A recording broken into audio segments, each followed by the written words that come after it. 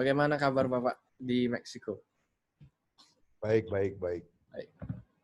Oke, jadi saya akan berikan sejumlah pertanyaan tentang diplomasi kita karena ini Bapak Dubes juga accredited kepada banyak negara juga yang mungkin tidak familiar dengan kita dan Ya. nantinya hasil dari podcast ini akan saya posting di YouTube channel saya. Oh gitu, ya, ya, ya, ya. Pertanyaan yang pertama ini yang paling general, yang paling populer sekarang saat ini. Bagaimana kondisi pandemik dari masing-masing negara yang dihandle oleh Bapak? Ya, saya bicara 4 negara ya, karena kebetulan saya akreditasinya ada di 4 negara, Meksiko, El Salvador, Guatemala, dan Belize. Dari kondisi yang ada pada saat pandemik hari ini, Meksiko sudah mencapai 1,5 juta. Nah, kemudian untuk El Salvador, Guatemala itu sekitar 130 ribuan, ya. Kemudian El Salvador bilangannya kalau nggak salah sekitar 30 ribuan. Yang terkecil sih Belize. Memang tapi Belize sendiri penduduknya masih baru hanya 300 ribu ya. Jadi tidak sebesar yang lain gitu. Nah, itu bicara soal kondisi yang terinfeksi, angka yang terinfeksi. Nah, kalau bicara soal kondisi yang meninggal di Belize yang di Meksiko sudah hampir 200 ribuan. Di Meksiko sudah hampir 200 ribuan.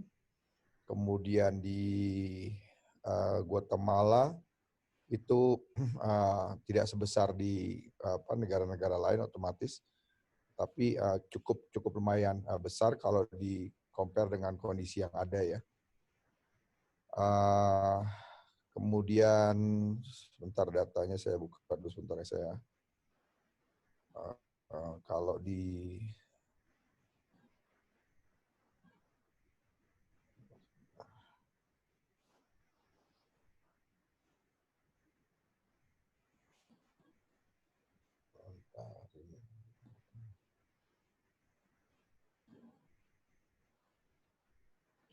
Tapi kalau kita melihat facility kesehatannya itu cukup baik atau mungkin ada yang... Kalau ya hampir sama ya dengan di Indonesia kondisinya, kalau melihat fasilitas kesehatannya, dan memang yang menjadi saya ini, kalau yang kasus positif di Guatemala 138.000, El Salvador 47.000, Belize 10.000. Yang meninggal di Meksiko 127.000, di Guatemala sekitar 4.000-an, 4.800, El Salvador 1.300, dan di Belize 250 orang.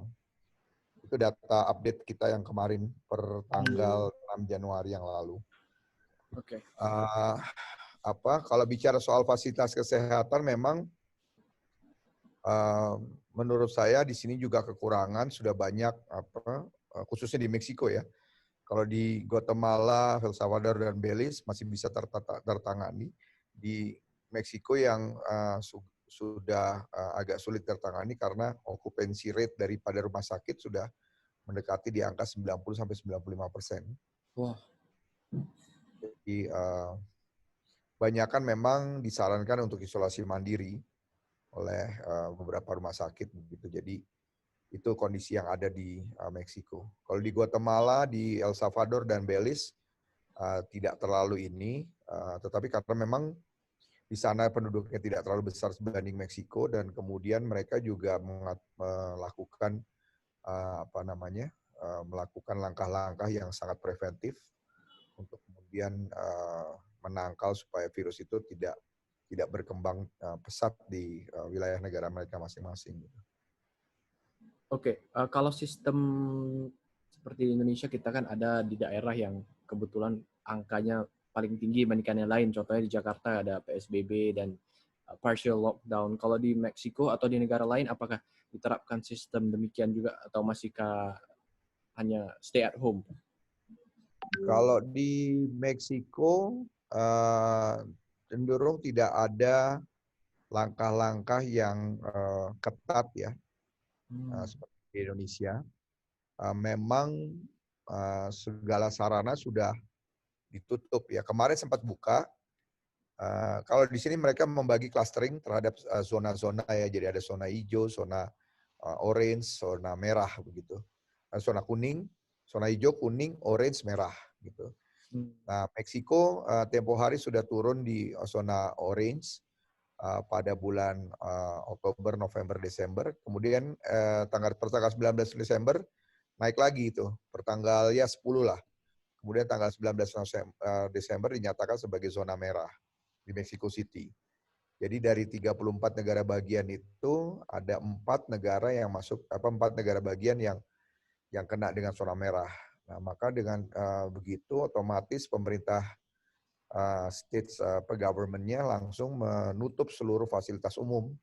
Jadi restoran, kemudian perbankan, ya, kemudian seluruh fasilitas umum langsung ditutup, sehingga aktivitas kembali tidak berjalan dengan baik. Nah, pada waktu zona orange, beberapa restoran dibuka, beberapa restoran diizinkan dibuka, tapi dengan menggunakan protokol kesehatan yang sudah diberikan.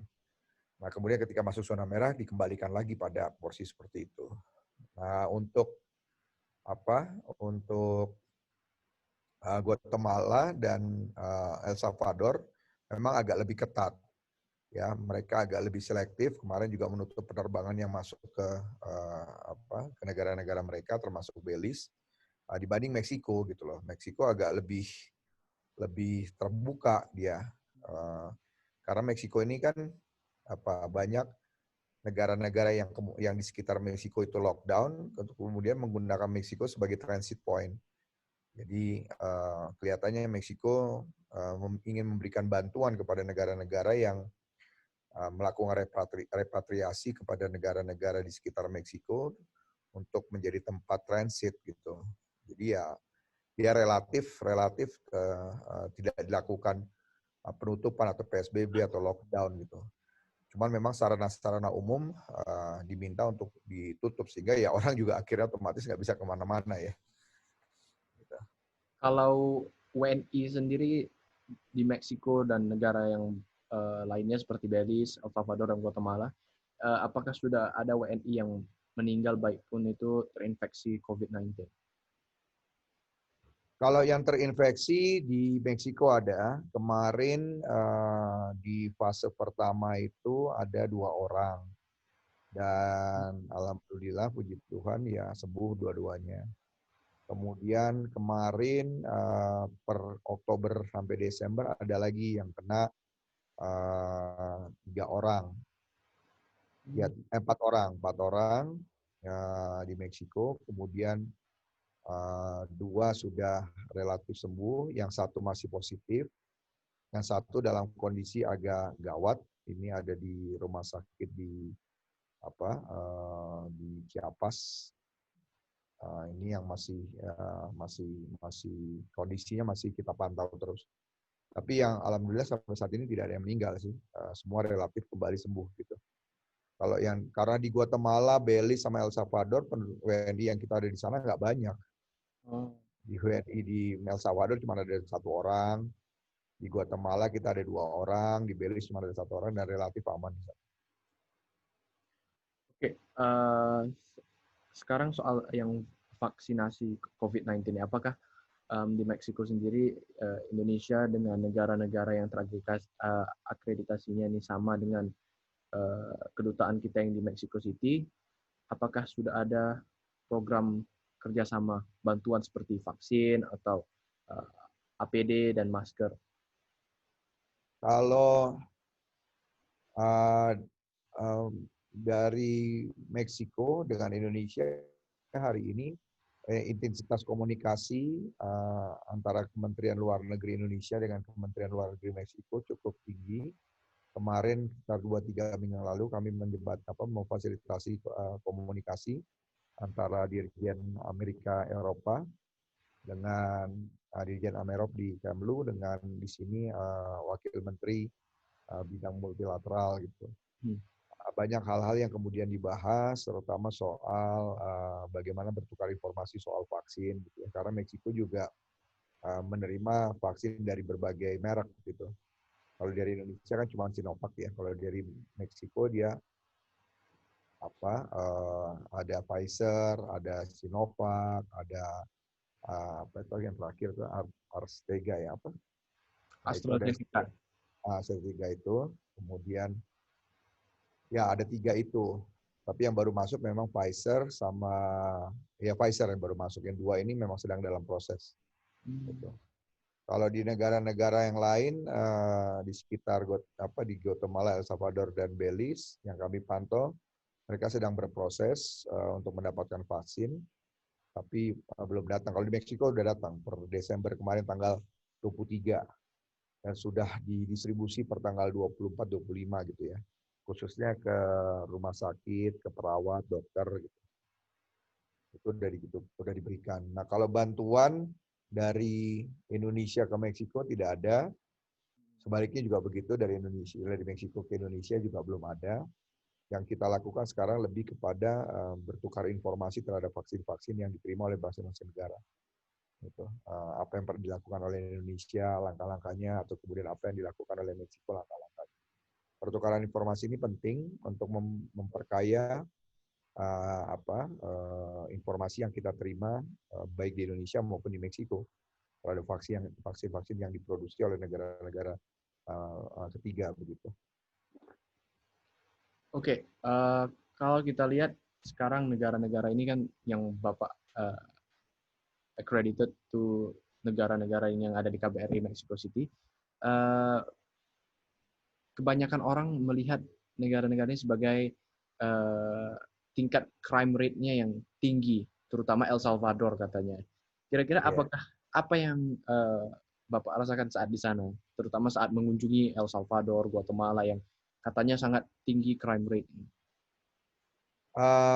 Saya ke El Salvador baru 2 kali, ke Belize baru 2 kali, ke Guatemala malah belum pernah. Sejak saya masuk Meksiko belum pernah ke Guatemala.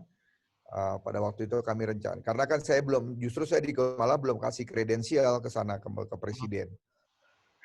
Jadi belum penyerahan surat-surat kepercayaan sampai hari ini. Waktu itu direncanakan awal Januari karena Februari Maret gitu loh tahun ini karena mereka kan baru ada pemilu kemarin tahun 2019. Jadi kami diminta suruh nunggu. Nah kemudian presiden pemerintahan yang baru terpilih Januari akhir 2020. Nah, kami dijadwalkan Maret. Tapi tiba-tiba COVID. Nah, akhirnya sampai sekarang juga kita belum jadi ke sana. Nah, kalau di El Salvador, ya memang kita sih kita juga mendengar itu informasi begitu. Tapi seperti yang teman-teman ketahui kalau informasi mengenai El Salvador menurut saya ya tidak separah seperti yang dikatakan media massa gitu. Bahwa ada crime rate iyalah di mana-mana menurut saya sih ada. Ya, seberapa tinggi crime rate-nya menurut saya relatif. Tidak juga seperti apa yang diberitakan bahwa di mana-mana terjadi kejahatan, kemudian perampokan enggak gitu loh. Enggak seperti itulah, enggak seperti yang diberitakan selama ini gitu. Termasuk Meksiko juga begitu.